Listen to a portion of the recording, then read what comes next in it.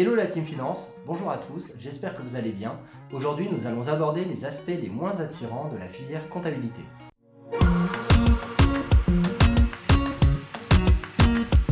Alors selon moi, le plus important, c'est le sentiment d'isolement. Il apparaît principalement dans les cabinets et les petites et moyennes entreprises. Concrètement, la confidentialité des informations que vous allez traiter va inévitablement limiter le nombre d'intervenants au strict nécessaire. Ce point va ensuite être souvent appuyé par une clause de confidentialité dans votre contrat de travail et vous serez bien souvent seul à travailler sur un dossier, votre travail étant ensuite révisé par une autre personne. Et c'est aussi un sentiment que vous pourrez retrouver chez vous si votre entourage n'est pas du métier.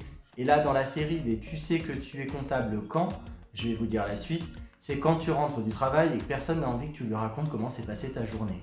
Globalement, l'environnement comptable est technique et la plupart du temps, il faut déjà avoir de bonnes notions pour comprendre les problématiques. Donc même si vous avez une superbe anecdote à raconter, vous allez perdre les 10 premières minutes d'attention de votre interlocuteur pour lui expliquer les bases qui lui serviront à comprendre votre anecdote. Et dès que vous arriverez au moment le plus intéressant, si vous y arrivez, ce sera déjà trop tard, votre interlocuteur aura baissé son niveau d'attention et ne sera plus à votre écoute.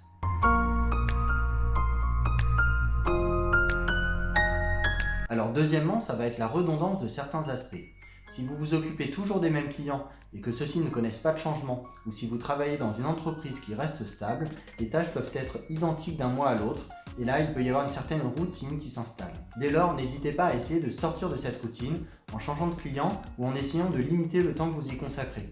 Certes, cela peut être réconfortant d'être installé dans une routine, mais ce n'est pas ce qui va vous faire progresser.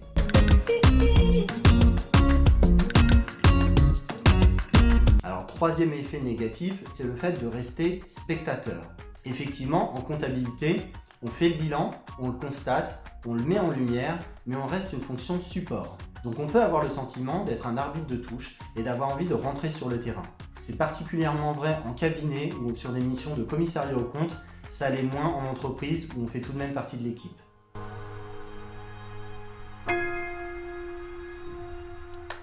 Alors quatrièmement, ça va être le besoin d'auto-accomplissement. Si vous voulez, c'est le sentiment que l'on va éprouver dès qu'on se demande si ce que l'on fait n'est pas trop décorrélé de la réalité, si ce que l'on fait a un sens.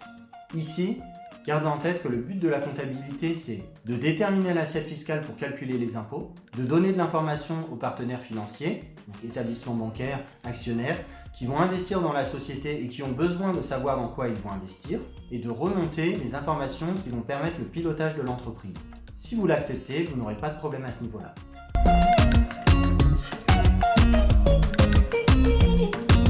Alors dernièrement, vous aurez des contraintes calendaires avec un calendrier d'échéances à tenir, de déclaration fiscale et sociale, de clôture mensuelle ou annuelle avec des dates d'échéance plus ou moins courtes et une période fiscale de janvier à mai qui peut être particulièrement éprouvante, notamment en cabinet. Alors tout cela va nécessiter une très bonne organisation et une très bonne gestion de votre temps afin de ne pas subir ces éléments. Voilà pour cette vidéo, je vous remercie de l'avoir suivi et je vous dis à très bientôt.